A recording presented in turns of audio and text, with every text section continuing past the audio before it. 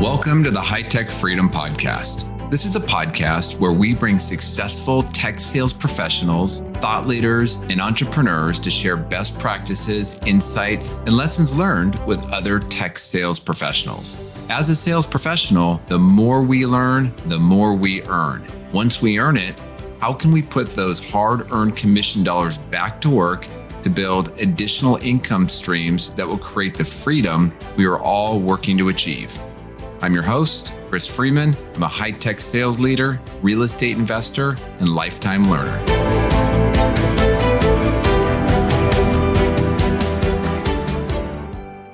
All right, welcome to the High Tech Freedom Podcast. I'm Chris Freeman, and I just want to start off by thanking everybody for some really incredible feedback and positive reviews. I'm very appreciative of it, and it helps a ton.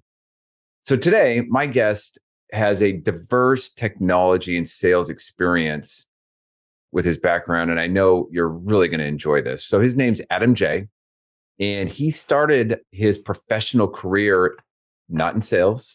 He started as an on-air radio personality. So as part of this podcast, you know he'll be great on the podcast, so no pressure. And then, but he saw the light of sales, and he moved into a medical sales role where he sold a cancer product that was targeted for women. And from there, he made a jump into the SaaS world, working with a number of pre-IPO companies in different markets. And over the years, he's been leading and growing sales teams, helping to build sales processes. For those of you that have worked at really small companies, you don't just walk in and have everything built. Oftentimes, maybe you're the first salesperson, maybe the sales leader. You're building some of that stuff as you're out there going to market with the product or the SaaS offering. So he's been very instrumental in some of those activities, building playbooks, helping create coaching frameworks, running his own coaching framework, and really impacting small companies' product development based on, pulling feedback from the customers and pulling feedback from the team. And I think the thing that really I found that caught my attention with Adam, when I was researching him within LinkedIn, is he had this quote or stat that he shared where he's hired over 350 sales professionals. It's a lot. Promoted 24 and counting internal promotions. And this is everything from a BDR to an AE, BDR to a BDR manager, an AE to an enterprise AE, an AE to a sales manager to a director, and that is, at the end of the day, we're out there working. That's a big part of our career progression. And that's why I'm personally really excited to talk to Adam today. So Adam, welcome to the High Tech Freedom Podcast. Thanks for having me. Wow. High expectations after an intro like that. I don't know if I'm allowed to curse or not. That's normally a question I ask before I do podcasts, but I'll refrain, but I can't mess this up. Yes, you'll do great. And, it's well-deserved. So one thing I didn't capture here in your intro was, what are you doing now? Yeah, so I am a vice president of revenue for a company called OnQ. We are a B2B software for the moving industry on one side of our house. And then on the other side of our house, we also have a professional services component where we have a call center that will act as your sales center. So instead of an owner-operator, if we're talking to an SMB, having to answer their own phones, or in more of the mid-market enterprise space, having 5, 6, 7, 10 salespeople that are answering the phones at $50,000 a year plus commission, we actually will bring that in-house. We have a call center because everyone's remote, but they will actually handle the sales for you. So two different sides of business. Okay. So what is a VP of revenue? How is that different than VP of sales or some other role? Yeah, great question. So VP of sales, you're responsible for growth, right? Your job is to, bring in new customers, and the buck stops there. For me, similar to a chief revenue officer, but I don't actually handle the marketing side of the house. We have a phenomenal vice president of marketing. I own revenue, I own onboarding, and I also own the entire customer success motion as well. Okay. All right. Interesting.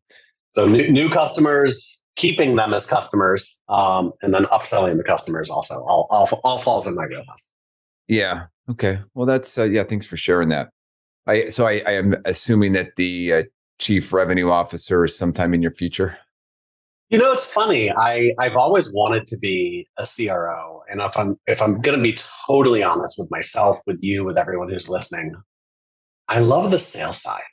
I love new business and building and scaling sales teams and, really building out those processes like you spoke about and watching that number go up and to the right. I can do the success side. I don't love it as much as I thought I would. I don't know if CRO is in my future or if I want to go more down the path of like SVP or EVP of sales and let the true folks who really have that passion for success do it. It's a totally different motion when you have to think about, my job is not just to bring you in, but now I'm dealing with any of your perceived issues, checking your usage, making sure that you're happy, looking at churn numbers. And any good sales leader looks at churn numbers, but they're not responsible for churn numbers. Mm-hmm. It's a whole different world being responsible for churn. So I'm going to punt on that question. I don't know. Yeah. Well, I know personally, I mean, the times that I've been most excited is, while selling is when I'm in the hunt. You're working that deal and you're getting close. It's complicated. It could go one way, could go another. You could lose it. You could win it. That's when I'm so excited to get up early and then once it's done, I'm on to the next one. So I might be with you on that challenge. Well, so I'm curious. So during your intro, I mentioned about you've had a few people that have been promoted into management, and I actually just recently did a single episode on some things that maybe a rep could think about when moving into management, right? Because it's a different role, different challenges. You have to think differently. For those reps that have been promoted, what are some of the things that a rep needs to be doing now if they really want to move into management, besides kicking butt and hitting quota, because there's more to it to be a great leader? It's funny. I used to think that all it was kicking butt. And I'll tell a very quick story because it'll tie into your question. When I was selling medical devices, number one rep, I was very, very fortunate for 2 years. District manager role came up. Like, of course I'm going to apply. I'm the best rep, right? Like there's no other choice. I applied and I didn't get the job. And I couldn't figure out for the life of me why. And then 3 months later, another leadership role came about. I applied and guess what? I didn't get the job. So we were at a national sales meeting. I'll never forget this, in San Diego, sitting at the Marriott. And my VP of sales comes up to me. It's like, can we have a really candid conversation? Sure. I'm going to tell you why you didn't get the job. You didn't get the job because you're an a-hole. And it took me back a little. Obviously, she clarified, but the long and the short of it is, she's like, your numbers are great, right? Like you're the number one rep, you're rookie of the year. No one could ever deny that. But the problem is you feel this need to tell everyone you're the number one rep. You feel that your secrets that make you the number one rep are yours and yours alone, and you don't have to share them with anyone. And you're not willing to give to others. No one wants to work for someone like that. So I can't in good conscience make you a leader. And I still think to this conversation almost daily. It certainly has guided my leadership style. But when you ask what you need to do to make that transition, the very first thing is your mindset has to shift. It is no longer about you. It's about them and it's about everyone else. The numbers speak for themselves. And I say this to my team a lot, like we all look at the same reports, right? We know whose numbers are going up and to the right. We know who the number one rep is. Like we don't need you to say, hi, I'm the best. The numbers tell us that. But what we do want to see and what's going to make you successful is sharing what makes you number one, sharing those tips and tricks that you find in the sales process, in those either sayings or deal flows or processes that help you be successful. Because the fact of the matter is, Chris, if you and I both follow the exact same process and do the exact same thing, someone's just going to like you better or like me better. That's just human nature. And you're going to win some deals and you're going to lose some deals. No one is buying from me because I have this one saying or one trick that I do that someone else doesn't. That's not what's going to make me a better rep. And you have to, first get in your mind that you're working for the collective team and company and share that success, and get out of this me mentality. The other thing that I think when I'm looking at leaders is those who lead without authority, those who lead without the title, the ones who really want to step in and help people grow, the ones who are like, hey, Adam, can I take, Daniel under my wing and help make him better?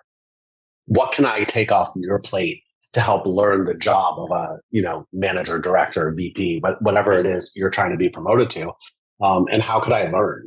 And I think that to me means so much more than, are you a top performing rep? Listen, you can't be the bottom performing rep and get promoted. That's just a fact. But middle of the pack, you can.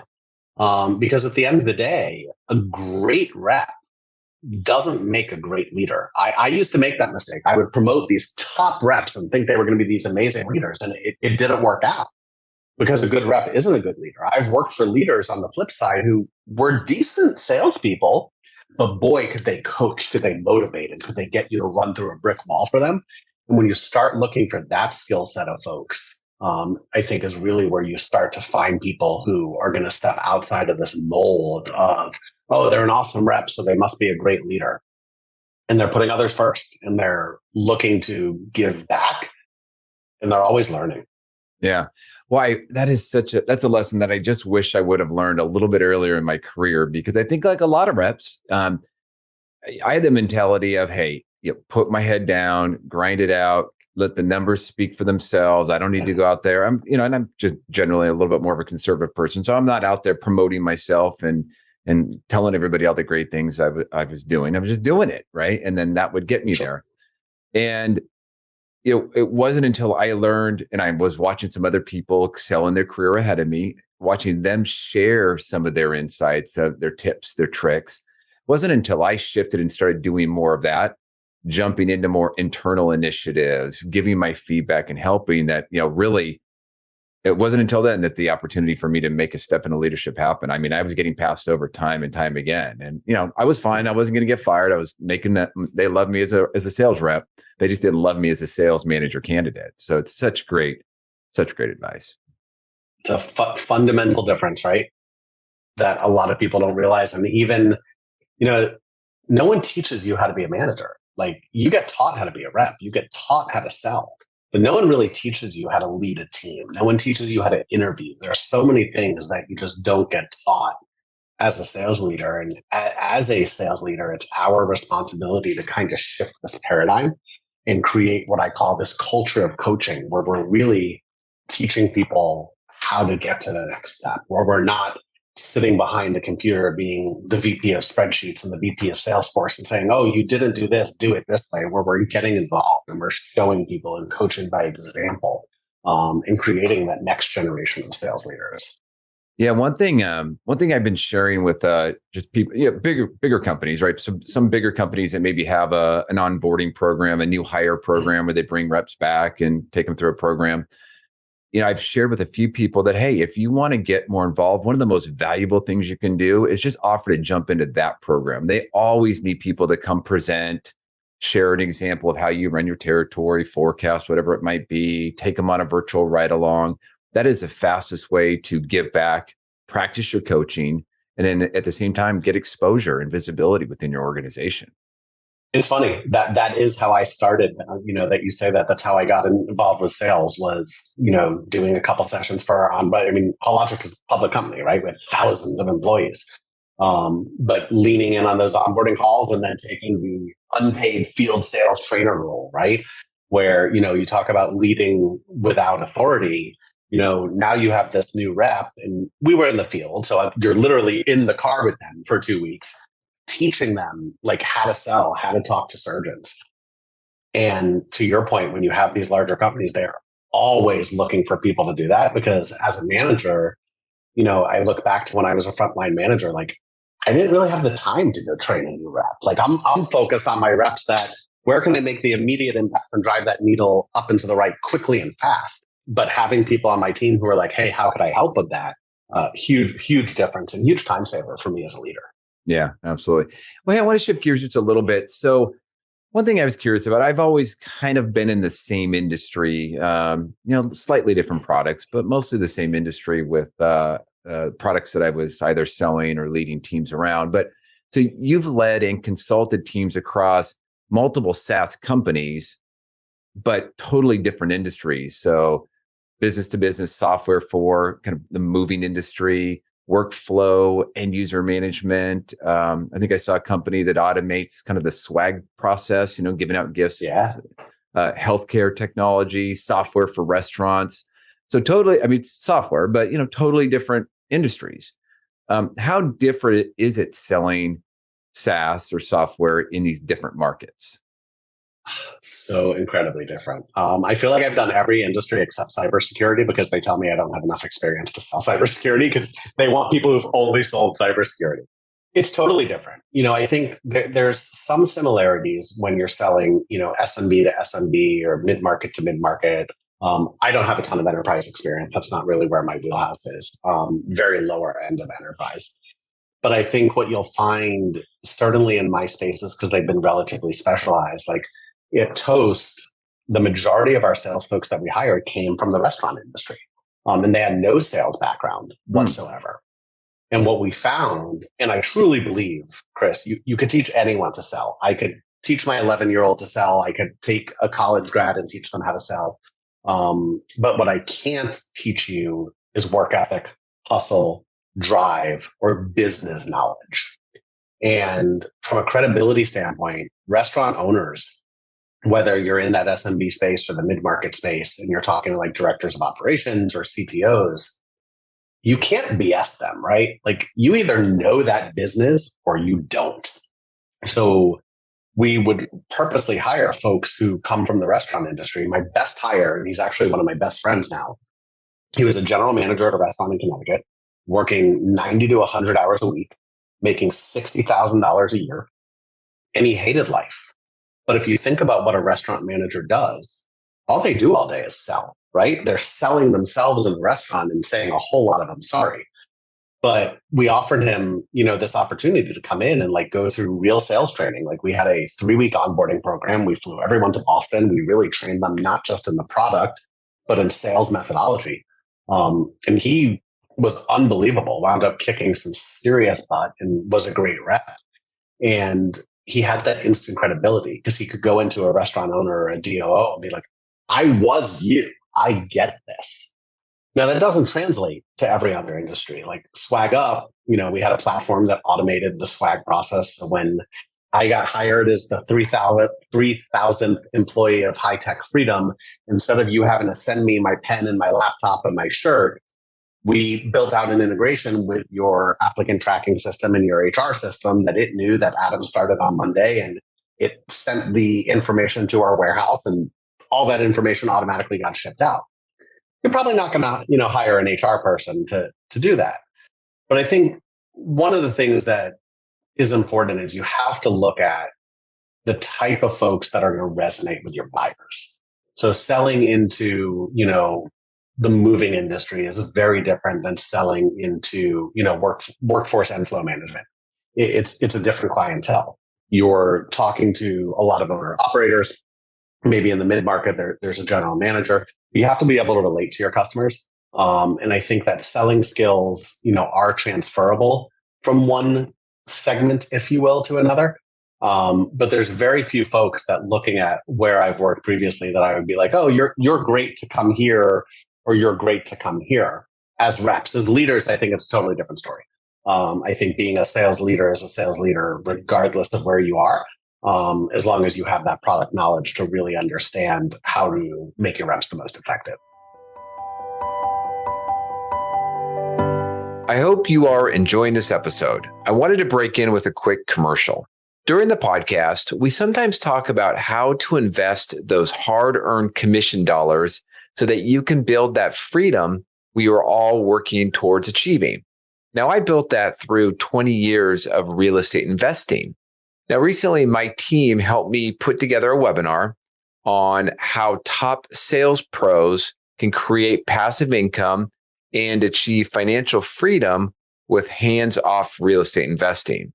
Now, I'm still doing this. And as I continue to invest, I'm giving opportunity for others to learn and invest alongside of me. So if you want to learn more, go check out our webinar at hightechfreedom.com/webinar.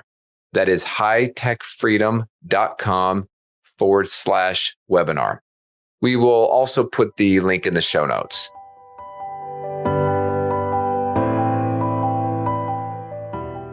And I guess another way of looking at it is the one other thing that is transferable is you have to know your client, right? So if maybe you're not from that industry, well, then you better learn it, and you better learn what they need, the problems that they're facing, to be able to speak their language and get up to speed quickly. It's funny you say that, because we did a lot of that at Toast. So I never worked in the restaurant industry. 86% of Toast salespeople have in sales leadership. I never did. And someone said that to me as well. Like, you got to be able to walk the walk, right? Like, your clients are going to have BS detectors, and they're going to know if you don't know what you're talking about, and you're going to come off as a greedy salesperson. So I made it a point. I went to one of my local restaurants, and I literally shadowed for 3 days. One day in the kitchen, one day on the floor, and one day shadowing the manager. Just so I could be intelligent and understand what their problems were and what I was talking about. Now, are you going to, depending on what you're selling, like, are you going to go shadow a CTO all day? Probably not. Or am I going to go shadow a mover? Definitely not, because I don't want to work that hard. But I think that you have to your point, really know your customer and educate yourself as best as you can about their space, what their challenges are. And you have to be personable. And it goes to like the tell me more sign behind me. Like, nothing aggravates me more than when I get a LinkedIn request and it's like, hey, Adam, as the VP of sales or VP of revenue for such and such, I know that you struggle with ABC and I sell XYZ that can solve that. You have no idea what I struggle with. Like, just because someone's a VP of sales or just because someone works at, whatever company doesn't mean all their problems are the same. And you have to really take the time to learn the industry, the product, but most importantly, your consumers before you just go blind pitch slap them with your solution. Mm-hmm. Yeah, I recently, I'm every once in a while, I'm doing what I call a C-level series podcast, where I'm actually bringing in a C-level, CIO, CTO, whatever, Sure. somebody from the other side of the table. And I had a woman on. She was a chief of staff to the AT&T communications CEO, and she talked about, the vendors that come in, the ones that get their attention, especially when you get up to that level, you better be able to talk their business. And sometimes, they don't want the details, but you better be able to go she called it the 5 whys. So you better be able to go down 5 levels if they do want to go into those level of details. And it's what gain credibility. 100%. I tell my team all the time, no matter what you're selling, after you give an answer, the next thing you better be able to answer is when your customer looks at you and says, so what? This does this. Great. So what? Well, it's going to help you do that. Awesome. So what? Like, if you can't go, to your point, the 4 or 5 layers deep and really explain how it's going to solve their problems, you're not going to do very well. On the flip side, to your point, you also have to recognize the higher up you go on the food chain, the less that person cares about the details. You got to be able to talk about strategy and overall vision and how it's going to improve efficiency, budget, and the needle up and to the right. I signed a contract for some software the other day, and like, the rep's trying to show me literally how to log in. And I don't care. I care that it's user friendly, and I care that my team's going to like it.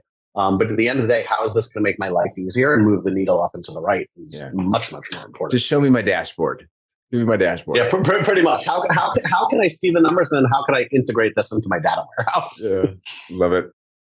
Well, we're kind of already going down the path of maybe part of this question, but with the 350 people you've hired, the 24 and counting that you've promoted, what have you seen that's really separated some of those top performers from the rest of the pack? Is there 1 or 2 things that really stands out in your mind?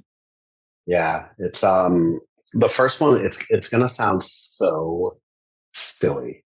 It is that work ethic and that hustle.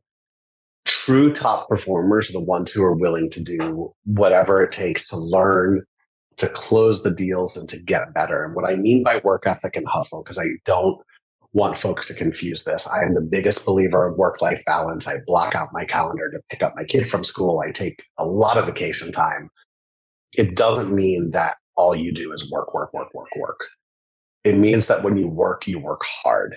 It means that you try your hardest, that you are constantly learning, and that you're willing to put in that extra effort to learn more, do more, understand more, and ask for help. That's the first one. And then the second one, there's 3 that I look for. The second one is coachability. I think that regardless of whether you're a BDR, a VP of sales, or a CEO, you have to be coachable if you're going to be successful. You have to be willing to not just take feedback, but to hear that feedback, listen to that feedback, and actually action on that feedback.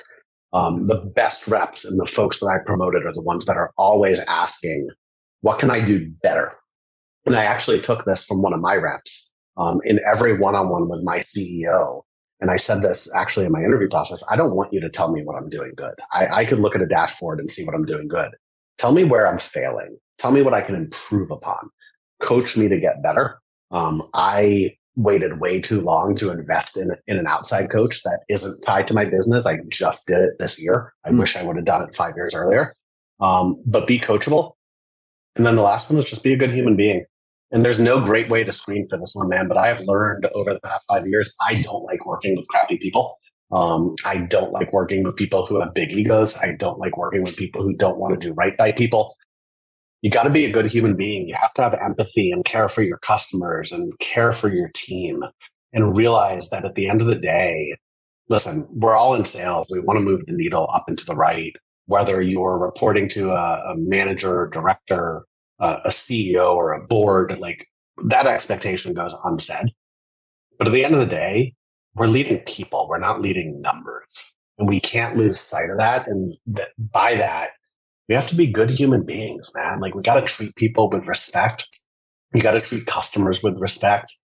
One of the things that I learned, not only do I want to hire good human beings, but I want to work for good human beings. Mm-hmm. I was interviewing for a role about 3 years ago, and I went out to dinner with the CEO. I will never take a job without meeting someone in person, by the way. That turned out really bad. But the reason we went out to dinner, I want to see how they treat the servers. I want to see how they treat people that are, quote, like beneath them, so to speak, not beneath them in reality, but just not the same job level. Right. And I want to see how they talk to these people. Like the way the CEO treated the server, get me this, get me that. Like I was appalled. And it is literally the reason I pulled out of the job interview because I didn't want to work for a human being like that. Whereas there's another CEO that I went to dinner with for a consulting project that was so kind and could you please do me this? And their food came out and it was so messed up. And they're like, listen, not a big deal. If this is my biggest problem today, it's a great day. Just have the chef remake it. Like, who cares? And I think you can tell a lot about someone by the way that they treat people that aren't necessarily at their pay scale, so to speak. Yeah. Yeah. It's, and I feel like in a way we've lost a little bit of that, being in this virtual world for the last 2 years. Yeah. And that's what I'm so excited about is, reps are getting back in the field, having an opportunity to break bread outside of the office, meet with customers and meet with clients. When you're on a Zoom call, it's bam, bam, bam, and you're in, you're out. You never really get a chance to kind of build that relationship and be nice. Sometimes it's harder to do it. It's doable for sure. So don't let it stop you if you can't get out in the field. But it is easier and more enjoyable, I think, when you can meet in person. I've worked from home for 15 years. I travel and I go out and meet customers, but certainly not every day. But I was at SaaS in San Francisco last week. It was my first in-person event in 5 years. And it was so nice to be with people. You cannot overstate the value of to your point, sitting down and breaking bread with someone, sharing a beer. I'm not a beer drinker, but sharing a beer or a bourbon with someone. There's something to be said about that. It's nice to see COVID dwindling down and people being willing to get together in person again. Yeah, I actually went to my first in-person industry networking event here in Portland, Oregon earlier this week. And nice. It's a business partner was hosting it. It's kind of a neat way. They do it all across the country and bring a bunch of their vendors together. And so I went. I was excited because it was local. And I had this giant box of business cards that my company had sent me. And, and so as I meet somebody and hand it out, they're like, I don't have a business card. I was like, I know, don't worry about it. I had so many, I just hadn't used them. I wouldn't even know what to do with a business card, Chris. Yeah. When it's so a little bit of a tangent, but everything's so electronic now. It's like, I was trying not to pull my phone out and exchange contacts. So I don't know, kind of maybe going back to old school.